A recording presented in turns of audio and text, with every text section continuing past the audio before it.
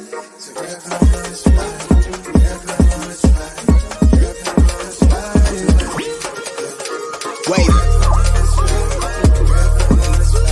Yep. Wait. My life is the fuse of a live bomb. On the bridge where the tide can't flow, snap vivid like the Nikon. Been cold but the vibe warm. Keep it locked like the vice arm. They got her twisted like the coat arm. Heart something froze like the snowstorm. Her tote bag match her throat charm. She from the land of the sand where they flex so subtle when her drink mint muddle. Left home and her man in the game that he played for the sand of the shade. She parades you to square in her shades. She like why you do that. Niggas be deceptive. Yeah, I'm pretty restless. Long as a check is addressed to a residence. She self-heal therapy. She beats in on clearance but she shopping for clarity. Reap what she sold for the dividend. Know what time is the medicine. Copping the wristwatch. Cartier with the bezel on her credit. Demanding hers where it's due. I swear she's so sadistic, defensive, pessimistic, reclusive. She too lit, independent. She too quick to dismiss courtship. Concerned with malice. She pile up as the bout ends. She throws a talent. She clutch a half full chalice. Sip you from fountains. Check her rap. She maneuver mountains.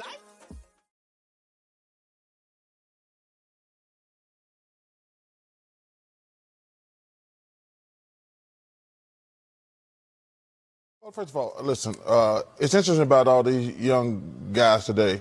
They never call on us and say, hey, thanks for the kind word and tell me how great a player I am. But when they play like crap and we call them out, we don't know what we're talking about. Listen, I'm easy to find.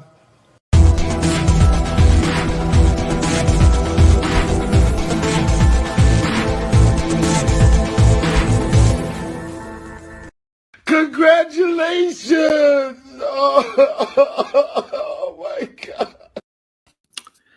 What is going on, ladies and gentlemen? It is your host, Nathan Still, a Big D Sports Talk podcast. I hope you're all having a great Monday evening. Hope you're all staying safe. Hope you're all doing well. Hope you had a great weekend. Hope you all did something that was not too stressful. You had to take some time for yourself. Before we get into the video, there's a few things I'd like to say up front. This is the season-ending episode of Season 10, Episode 30 of the podcast. I do appreciate the support that I've gotten from you guys on YouTube, Facebook, Twitter. Appreciate the new subscribers. 10 seasons. I really cannot believe we really got this far. And it's all because of your support. And I mean that genuinely from the bottom of my heart. And I can't wait for Season 11. We're getting ready to transition into college basketball, college football, baseball playoffs about to start in a couple weeks, and basketball and the NBA, unfortunately, with the Wizards. So, you should have seen episode 29 and 28 already up by now. They'll be up in the morning. I have those scheduled to go live in the morning. So, well, actually, I take that like mid-morning, early afternoon. So be tuned in for those episodes pre-recorded. And it'll be still live on YouTube, Facebook, and Twitter. As far as the remaining episodes of season 10, I will have those uploaded tomorrow on Anchor via Anchor. That'll go up to Spotify, Apple Podcasts, and so forth. But that is enough of an introduction. I brought back my guy, Mr. Brenden Potts. Brenden, what's going on, sir? How you doing? Hey, man, I'm glad to be here, and I'm very thankful that I was able to join your podcast, and we kept it going throughout the playoffs. So just wanted to take my time and say thank you for having me as always. And let's get it. I appreciate that. Well, yesterday it finally concluded 4 months of basketball, which didn't feel like 4 months. It was a great season. These two teams, I predicted them last year to be in the finals. However, Phoenix and Chicago had other plans. Unfortunately, Brenden was not in the previous episode with me, but history shows that a team that was up 2-0 was most likely will lose, and the Connecticut Sun made sure that didn't happen. But congratulations to the Las Vegas Aces as they won Game 4. The final score of 71. Congratulations! Oh my God. Brenden, it's a wrap. What was your takeaways from Game 4? Yeah, I mean, it was down to the wire. I remember I was standing in this room watching watching the game, and I was on pins and needles. Like I had football going in the background. I had the Aces and Sun game on my laptop going, and I was on pins and needles. It's so close and it's so closely contested, and both teams are playing insanely well right now, and bucket for bucket, and they're just trading baskets, and Vegas just they pulled away. They showed that they're a championship team. We've talked all season about Vegas being a veteran team. They're a team with veterans that just don't have a championship. And I do have to apologize for my talk on them this year, because I discredited that Chelsea Gray did not have a championship. She does with the Sparks. I was not aware of that when I was talking about them, so I do apologize. But the rest of the team doesn't have a championship. So, but they were playing like they were an experienced team that's been, and they've obviously been there before. But that, I think that was the thing that set them over the edge. Huge congratulations to the city of Las Vegas, the Las Vegas Aces, Becky Hammond. Huge congratulations to her. I said it that the minute she was hired in Vegas, she will never be an assistant in any league again. I saw a tweet yesterday that basically said the WNBA is not the G League for the NBA in terms of coaching availabilities. Absolutely agree. I absolutely agree. But I do think more NBA coaches or more NBA organizations will take her accomplishments into account, and rightfully so. I second those thoughts. I'm proud of the job that she did. She inherited this team. First, you really got to give her some credit. You got to give credit to Bill Laimbeer. This team was a basket away from going to the championship.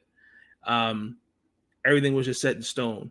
I just think it kind of reminded me of, okay, Bill Laimbeer was in the car, but Becky Hammond drove it. You know what I'm saying? Like, to challenge each and every one of them to be better. She pointed out that, you can't play selfish. At the beginning of the season, after they went 9-1 and they had that bit of funk on the defensive end, like, oh, they're being figured out, different things like that. I was not worried about they having the bench. I was worried about them not trying to make adjustments and trying to give more minutes. I was very consistent on that. I don't think no one needed to be traded. I don't think nobody was to blame. I just blame the way the team was just built. Unfortunately, when you're trying to build a championship team, you want to make sure you have all the right pieces. In this case, I questioned I questioned the drafting with the previous draft. Maya Hollingshed, and then you cut her. Kirsten Bell was a good pick. And Asia Shepherd turned out to be, contributed as well. But let's also too, I want to give Asia Wilson her flowers, and then we're going to talk about Connecticut. Asia Wilson has won on every level. Like, to watch her growth in this league, I'm just so proud of the work that she's put in, and to see that people go, she doesn't. There were just a lot of questions when she came in the league, and she proved all her doubters right. Every year, you just seeing her just get better and better, and the fact that you're going to be now your defensive player of the year, all-star, champion, MVP. Like that's a superstar, ladies and gentlemen. That's a face of the league right there. And that's no shade to Brianna Stewart. I think Brianna Stewart is a great player, but I just feel like her accomplishments compare. And I'm coming to you with this, Brenden. I've always said this, and not just with Asia Wilson, but just black athletes. Period. Men and women. Uh, they we don't get the credit by the media that we deserve, the respect that we deserve. There's always going to be somebody in the media that was always going to go, can you do it again? Or they find the smallest thing to go, you see why that's not Jimmy's face. Like, for example, the MVP race we heard between her and Brianna. They're finding these little minuscule stats to diminish her game. The fact that, just take away the schools that they went to. Just talk this, what they do for their teams. Like when you needed a defensive stop, Asia Wilson. When you need a bucket, Asia Wilson. Like she's the glue to that team. What are your thoughts on that? Yeah, I mean, we can go back and forth, or Storm and Aces fans can go back and forth. I honestly think us going back and forth is more healthy. Right. But on who the MVP should be. But I agree that Asia Wilson is a superstar and it could be a face of the league, but when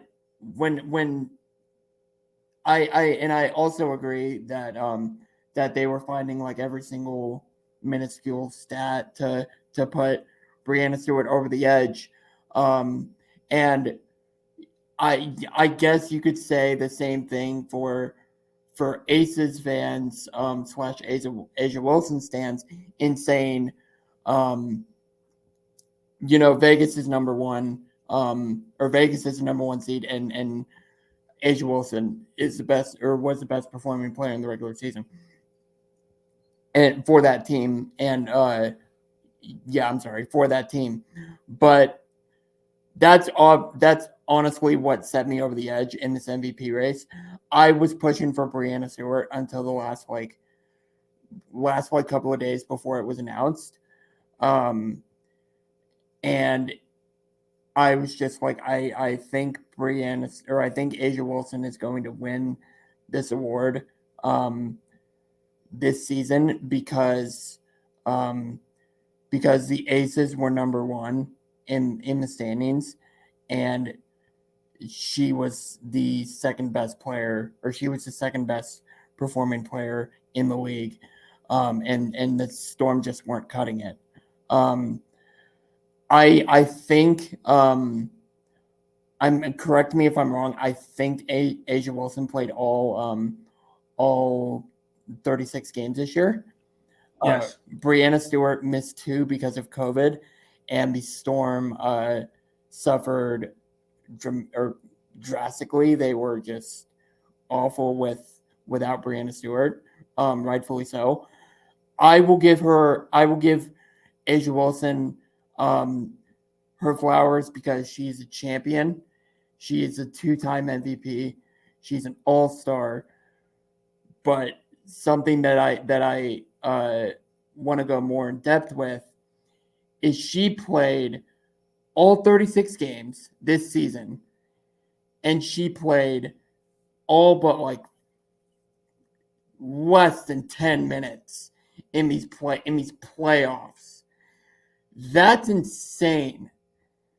That's insane. And she played at a high level. If Chelsea Gray made the All-Star team and they won the championship, Asia Wilson would have won MVP. I agree with that. And that transitions and also to Chelsea Gray. She finished the game with 20 points, 5 rebounds, 6 assists. Her game, the whole from the All-Star break, it's just been lights out. I mean, she averaged 21 points, 7 assists, and shot over 60% from the field and under 55% from three. You talked about not making the All-Star team. I think that was her best motivation. She even talked about, this year she got hungrier, got back in shape. I think it was after game 2. She was in the gym, watching film, those different things like that. And it's just the work ethic that she brings, and she did it with the Sparks as well. It's just something to appreciate, because I can't tell you, like, those are that's a player I want on my team. She's a baller. And I mean, she's not afraid of the big moments. And I saw that. She stepped up to the plate. Other than Asia Wilson, she stepped up. I mean, like,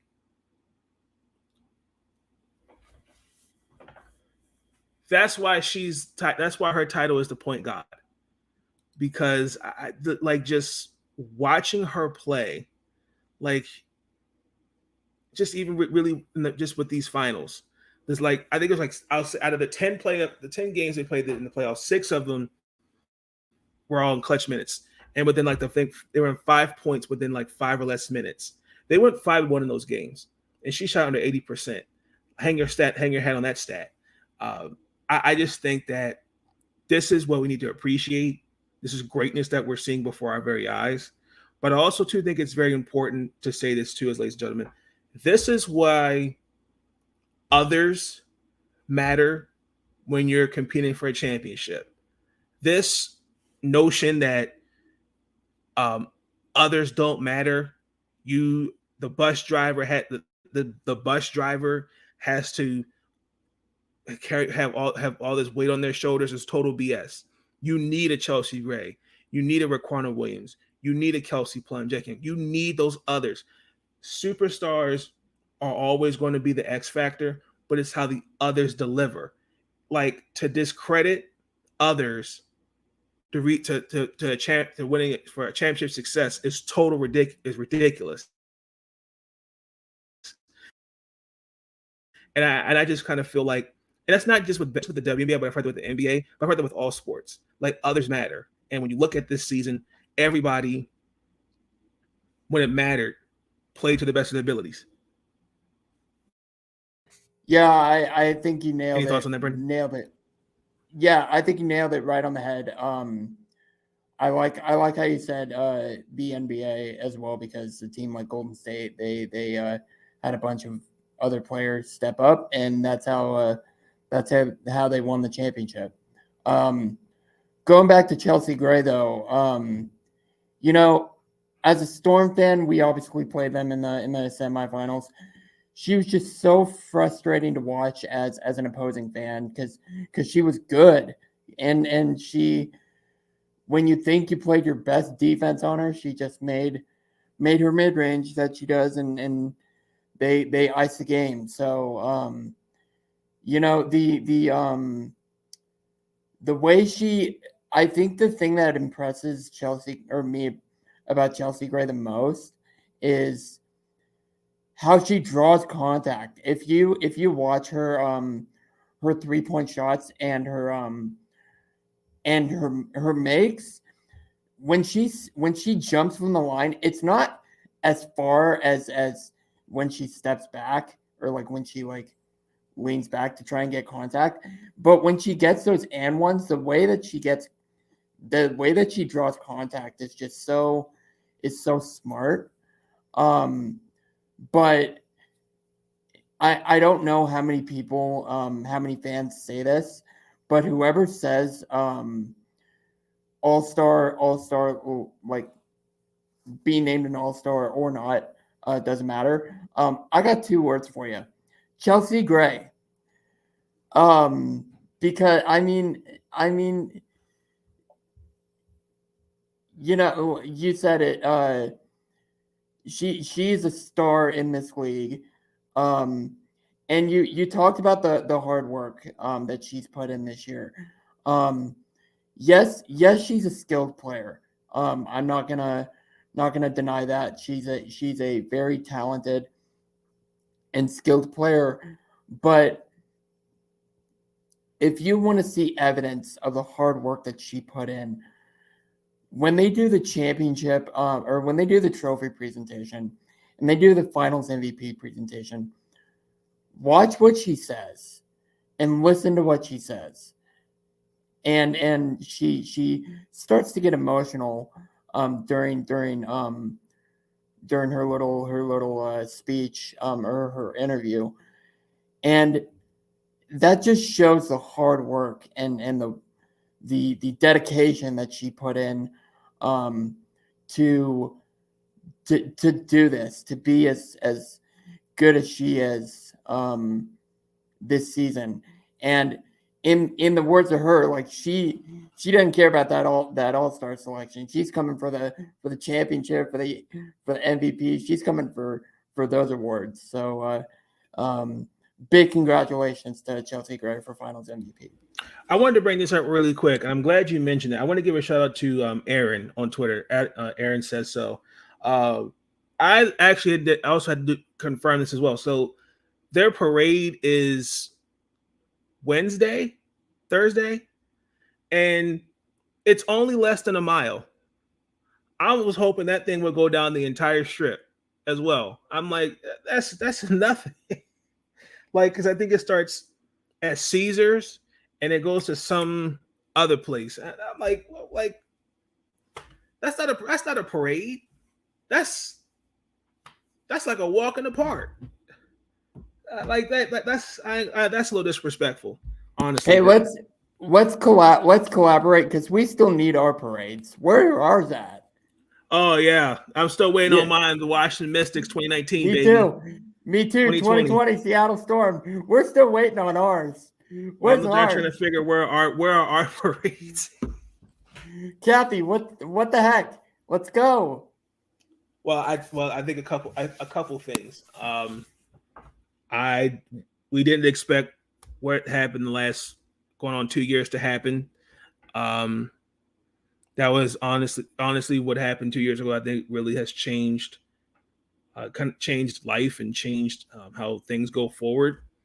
I'm still grateful that we still had opportunity to see basketball, even though it was just weird. But the last 2 seasons, like you said, where are our parades? It's painful, man. I like five games of hard work. You guys swept Vegas. Like where?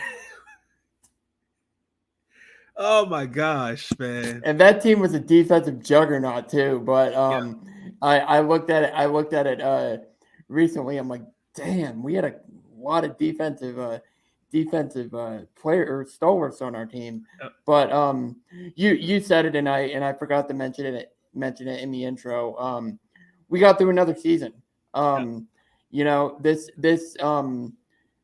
shouldn't be taken for granted. Like you said, the last 2 seasons or the last 2 years have really changed the landscape for not just the WNBA but the game of sports. Not just basketball, but other sports as well. And you really try to not take these seasons when you finish them successfully for granted. And so we made it through another WNBA season. And I think that in itself is a huge accomplishment. Definitely. I definitely agree with that. Let's move to Connecticut. Because they were in it, honestly, truthfully. Those last few possessions were key. To finish the game, to we close out on an 8-0 run. I thought that was that hurt. I mean, you were up, you were up 69-67 with less than 2 minutes to play. You know, the pre-events to that score. You had the 6-point lead. If you're Vegas, then you had the flagrant foul against DeWanna Bonner. She made the 3 free throws, and then Connecticut was right back in the game. When it mattered, Raquana Williams, champion, also with the Sparks too, made big shots. And I knew the game was over when she hit the step back. I knew the game was over there. I mean, it was an 8-0 run. I mean, Connecticut had just no answers. I think game 4 they were a little bit better. They put Asia Wilson on Alyssa Thomas, and that car had no gas, and I mean, no answers on whether it's switching, whether it's she in the post, no adjustments. That's no disrespect to Alyssa, but that's my eyes don't lie. I mean, the ball movement was just nowhere to be found. I mean, she couldn't even that lovely jump shot that she takes. She couldn't even take a shot like that. And I think the length really bothered everybody. And looking at the game, they were similar in game 3. They did a really good job on the defensive side of the ball. But again, what came to bite them in the ass was their offense. And I'm coming to you. Like, what did you see from the Connecticut side in that game? Yeah, they pushed. I felt like I said earlier, like that game was back and forth, and they were just tussling, and it felt like a game 5 really, with everybody all tied up, and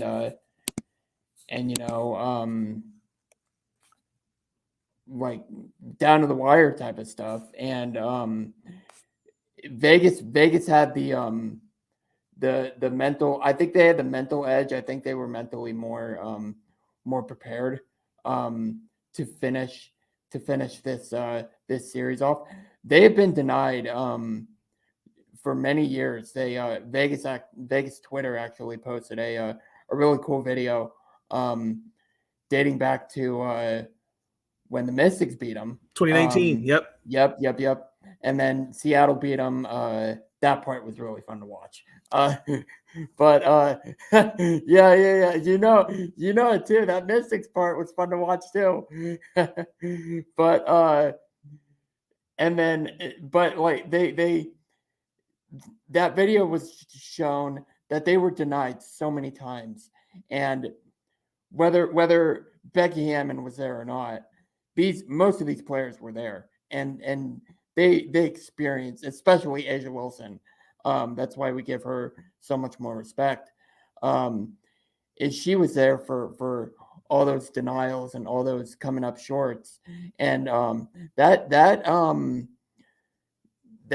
hurts you eventually, and so Vegas just wanted it more, but I will give Connecticut as many flowers as I can. Game 3, I did not realize Jonquil Jones only had 20 points. I thought she had like 40. But it's one of those games where Connecticut has to dominate the paint to win a game, to win a playoff game or a finals game. And Alyssa Thomas, I believe, had she had another triple-double. Yeah, another triple-double, but with 2 torn labrums.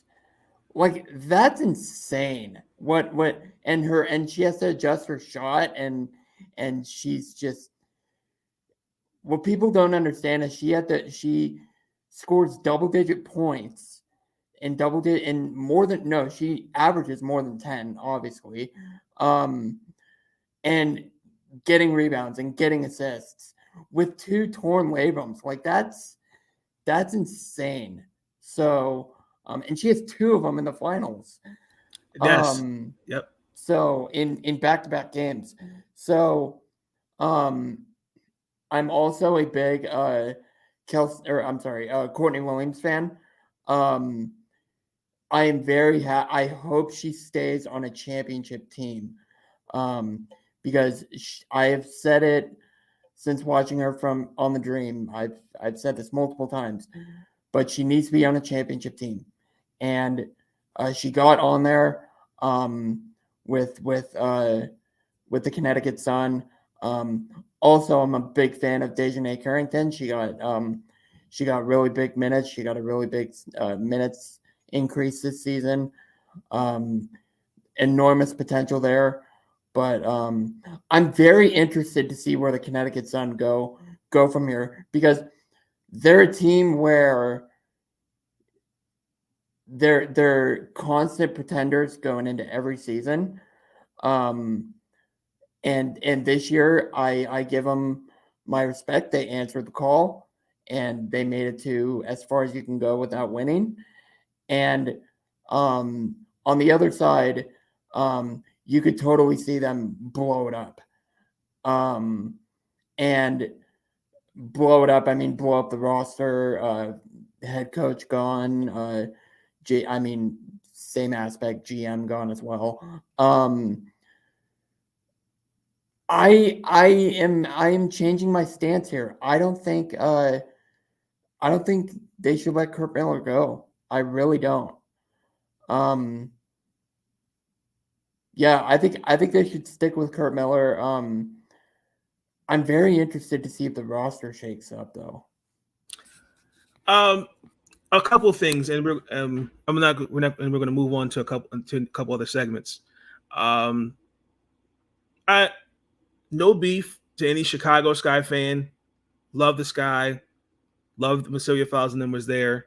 But this is the same team that at home, not games 4 and game 5, you failed to beat.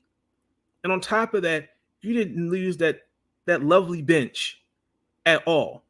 So all this conference banner tweets that I've seen, I'm gonna be honest, y'all can go somewhere with that crap, because y'all should have beaten this. Y'all should have beaten the Sun. And I said it, and after what, Brenden, correct me if I'm wrong, we did 5 episodes together. We said it's like, man, I have no confidence in the Sky winning, in the Sun winning game 3. And what happened? They won in the next 2 games. Where was Chicago? So I mean, you guys could put up the conference banner tweets, but at the end of the day, who was in the finals? It wasn't Chicago. No disrespect, again, no beef, but I just find it interesting that I get what Kurt was saying, but at the same time, like, I think to sorely now hang it over the head like another conference banner. This team got to the finals now since twice now, 2019 and this year. I mean, up until when Candace Parker got to Chicago. Now, you know what? I'm let it go. Leave it alone. I'm not going to spend my time on that. Let me back up. Musa. But let's be real. The Connecticut Sun, regardless of the accolades, Brianna Jones, 6th Woman of the Year, Alyssa Thomas making All-NBA team, Defensive Player team, All-Stars. They should hang their heads up. They should keep their heads up. One thing I noticed this year watching them, and we watched them play when we played the Mystics, I've always seen growth in everyone's individual games. I think everybody should be proud of something. Yes, it wasn't just to lose on your home turf. It sucks. I hate that, but I think everybody should be proud.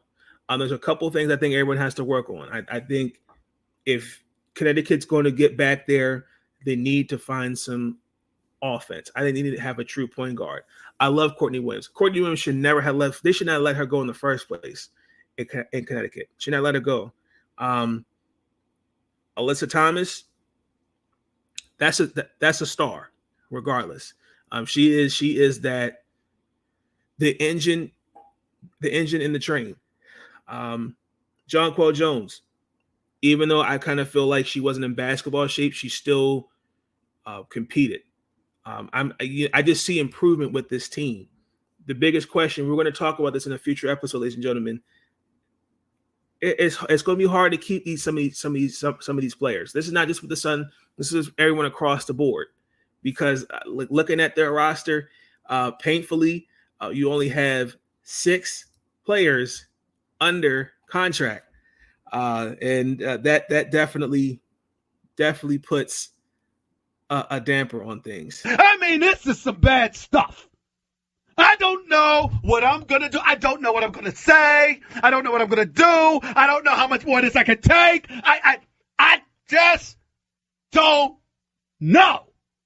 This is ridiculous. Oh, Lord.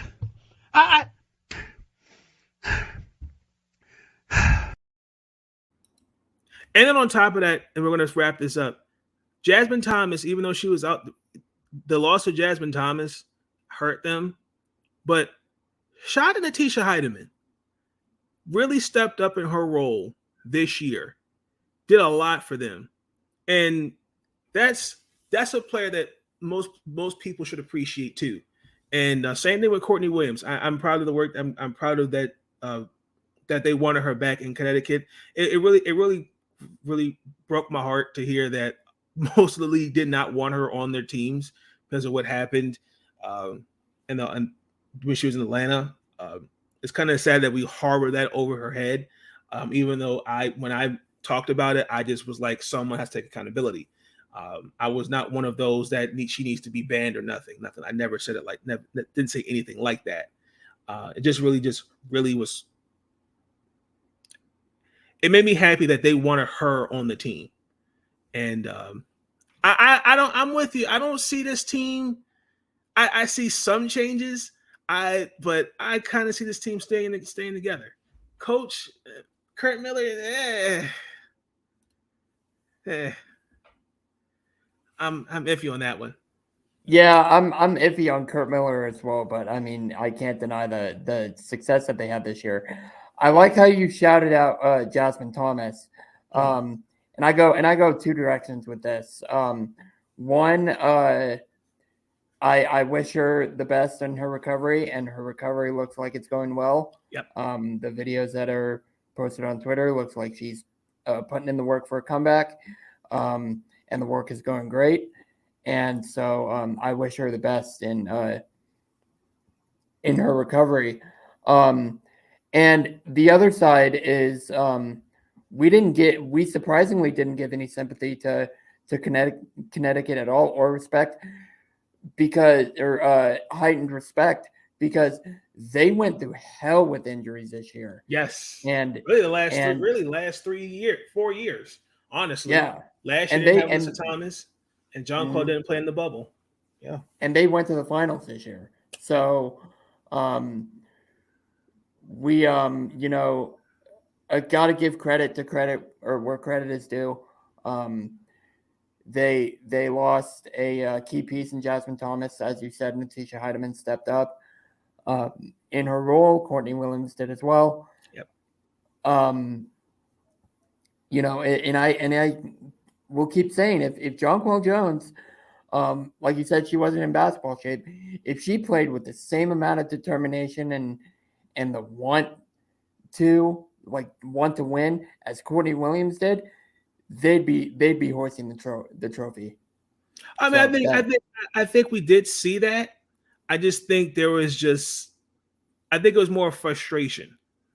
And then, let's keep it. I mean, she did come off COVID, and I do think they kind of insert her in there a little too fast, like Maisha Hines-Allen, for example. So I get what you're saying on that. We're going to move on to the next segment. Brenden, I'm actually going to give you the floor on this. There will never be another team. Okay, so this is basically a glorified version of saying an all-time WNBA team. Shout out to Hightower Robert for quote tweeting a tweet of Maya Moore highlights, and he quote tweeted and said there will never be another, and then with the goat sign, and that brought the idea to my head of, can we do an all starting five of these types of players, and so I decided to do one. And so these players are, when you mention this player, you think there will never be another. And so my point guard is Sue Bird. There will never be another point guard like Sue Bird. She's the GOAT. So she's my point guard. Shooting guard is Diana Taurasi. She's an amazing scorer and a cold-blooded killer, and she's arguably the GOAT in WNBA history. So mine is Diana Taurasi. I am putting Maya Moore at the 3 and doing that as well. So Maya Moore is definitely on my list at small forward. And this is where it gets interesting. I'm gonna go with my center first because the power forward is interesting. My center is Sylvia Fowles. Probably one of the best centers ever. And will probably go down as the greatest shot blocker in league history. So my center is Sylvia Fowles. And then my power forward, this is where there will never be another takes in effect. I could have gone Lauren Jackson, but there is another Lauren Jackson in Breanna Stewart. So I'm not going to go there. Instead, I'm going to go with Tamika Catchings. And so that was more of like a second avenue for me. I could have gone Lisa Leslie, but I see her more as a center. And so I already have a center there. But that's my starting 5. It's really a glorified way of saying an all WNBA team, but with all time players.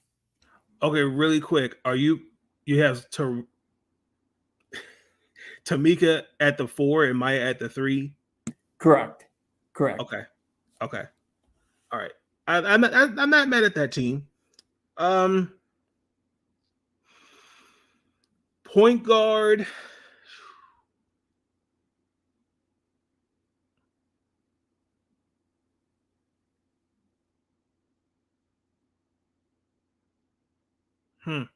That's a good one.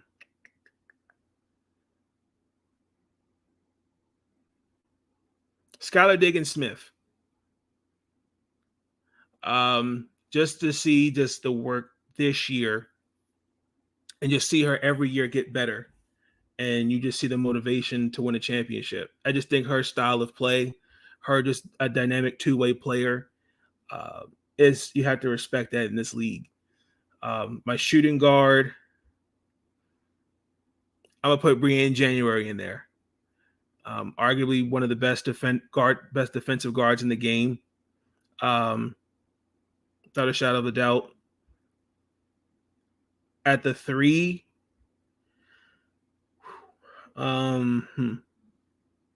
Candace Parker. One of the best two-way forwards in this game. Just makes everyone around her better. And just always just silences the doubters. Especially when she left Los Angeles to go to Chicago. At the 4,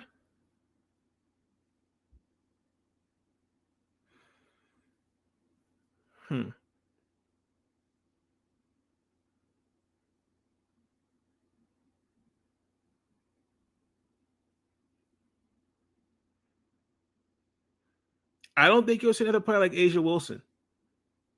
I don't think you'll see a player like Asia Wilson at the 4. And at the 5, Brittany Griner. Even though this year she didn't play, and just watching her come out of Baylor, just every year, just a two-way center. Even though I just think that you got to look for her I feel like you got to look for her on the floor every night, and yeah, that's my 5 right there. Really quick, my bench: Cheryl Swoops, Sylvia Fowles,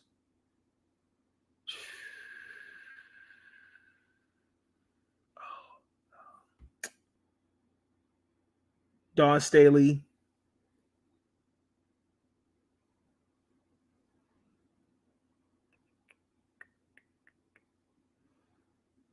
Um, mm.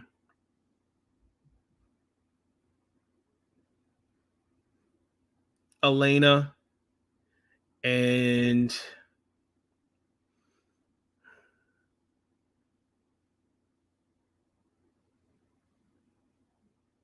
Cappy Pondexter. I don't have a bench for mine, but I could there's a lot of similarities like Candace Parker. I really should have considered her for my starting five. I should have done that, but no, Candace Parker is a good one. Brianne January is a really good one. She definitely doesn't get as much respect as she should. And so I mean, I haven't really put into much thought on the bench for mine, but a lot of your starting lineup would be off my bench for sure.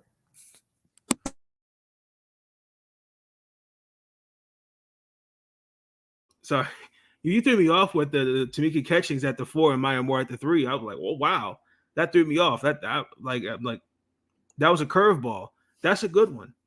I'm not mad at that lineup at all. Let's move into this next segment. Favorite moment of the season. What was your favorite moment of the season? Oh man, there's so many, but I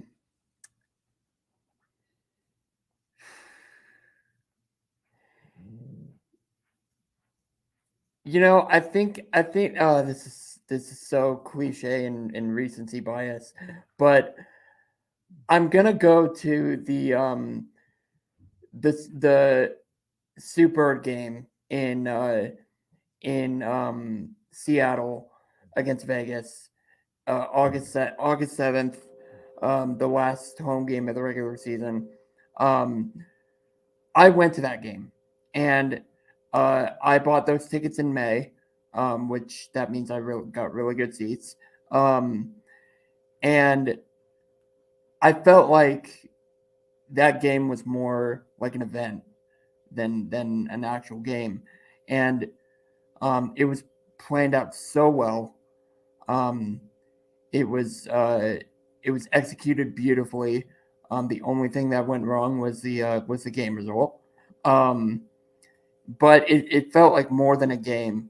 It felt like a tribute to one of the greatest players we have in this game.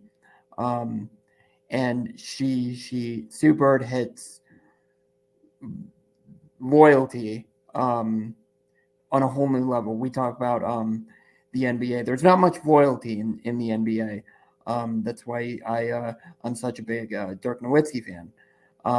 She did the same thing that Dirk did, 21 seasons with the same franchise. So that means a lot. That means a lot to me as a basketball fan. And that was insanely that was an insanely amazing day for me and a great game to go to. But this summer, this season has changed my life. It really has. And I've thanked everybody I need to multiple times for contributing to that. And I came into this summer not knowing what I was going to do. I just wanted to get closer to the Storm, or I just wanted to watch Storm basketball, and I got to do way more than that.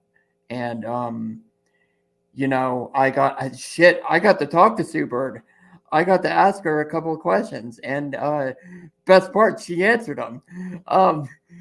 And so like it's amazing the opportunities that media members like us get we get to talk to our idols. We get to talk to people we've watched since. I mean, I've watched Breanna Stewart since 2016, and I've gotten to talk to her as well. So it's incredible to do what we get to do. And I ran into Cindy Brunson. She used to go to my school. So she came up here this past weekend, and I met up with her on this past Friday. And I told her what I do. I told her that I'm an article writer for, and I cover the Storm. And she immediately changed gears, and she went into a mode of, don't stop doing what you're doing. Keep writing. Keep doing what you're doing, because these stories don't get told enough. These athletes' stories don't get told enough, and we need people like you to tell those stories. So I'm saying, I know this is long, but I'm saying this to every contributor, not just writer, but anyone who works in the WNBA. Keep doing what you're doing, because you're telling these stories, whether you're writing or not. You're telling these athletes' stories, and these stories need to be told. These stories outside of the big name stars, like Asia Wilson and Breanna Stewart and Sue Bird. These other stories need to be told. So that's my long answer. So I wanted to kind of hit it on both edges of the sword. So what was your favorite moment? Really, honestly, just getting the opportunity to just be a part of a wonderful community. Excuse me. I think the people on Twitter, I've got to meet great people, whether it was journalists or those that just love to talk women's basketball. I even got to go to watch the Mystic games. This is probably, like you said, this is probably the best summer that I had. I mean, to me, this is just the beginning. Soak in the moment, and now just continue just to put in the work. I'm just grateful for the opportunity that I was given by the Washington Mystics to ask questions, virtually. But more importantly, just really just be around good people that had to just talk basketball. Shout out to the committee, and then the season that they've had covering, not just WNBA, but just, I know they're going to get ready for college basketball. I gave my flowers on Twitter, but it's been one great summer. So I think that's just my favorite moment, just being part of a wonderful community. We're going to move on to our last really quick. We're going to congratulate Team USA's 2022 women's team that's going to represent us in the World Cup.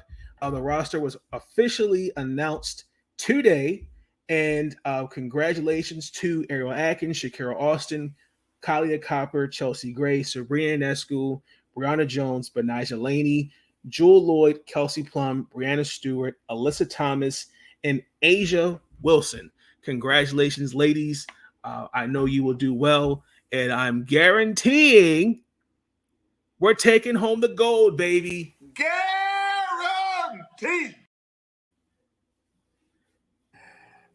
No, I agree. Congratulations to them, and also not having to do with Team USA, but I'm super excited to watch Lauren Jackson play again with Team Australia, and Ezzie McGregor.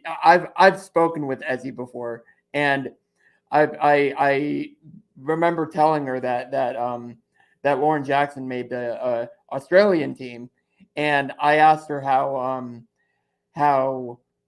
awesome it is of an opportunity to do this, and she thought it was an amazing opportunity as well, and it kind of a dream come true for her. And as I've written in one of my articles about Ezzie, she's idolized Lauren Jackson because she's from the same country, doing what she loves as well. So it's kind of those if she's doing it, I can do it too kind of things. And it's coming full circle. That's basically what this is for Ezzy Magbegor. So congratulations. 41 years old. Talk about Sue Bird and durability, playing at 41 years old as well. Lauren Jackson, after a horrible end to her career in the W, she's coming back strong and she looks great. And I'm just so happy for her, and every Storm fan is so happy to see her back playing basketball. Absolutely. Ladies and gentlemen, we're wrapping it up with a couple minutes left. We're going to go into our last segment of the episode. Incoming message.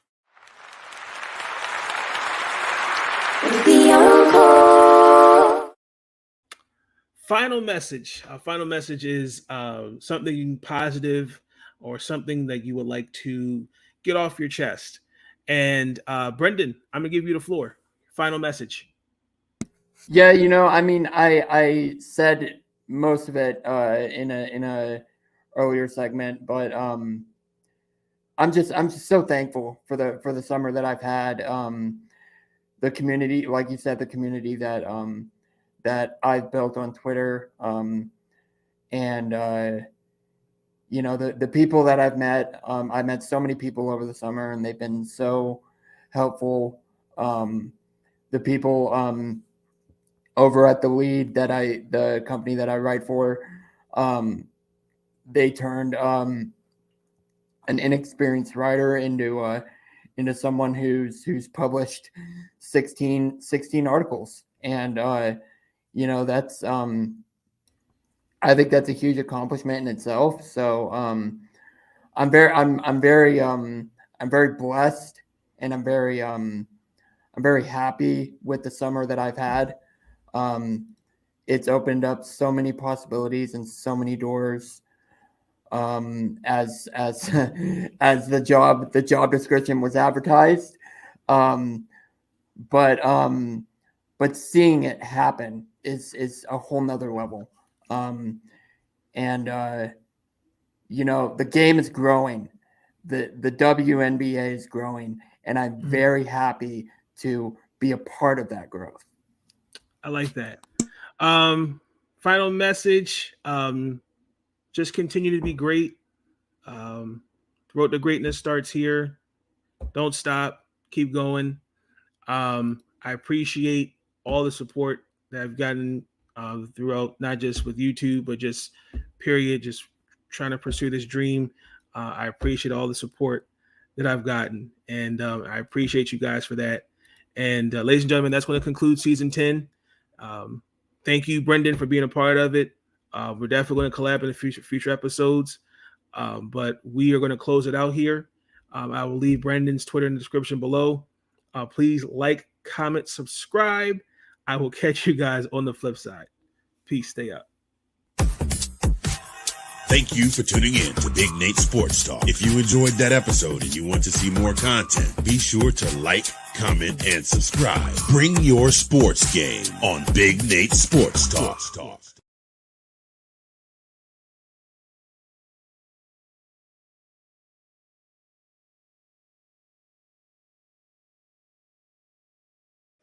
But I get sick of these guys complaining. These young guys, they never call us and say, when a coach is wrong, I'm going to call him out. But when players are wrong, I'm going to call them out. Thanks for the kind words. But listen, I'm going to criticize guys that they deserve it.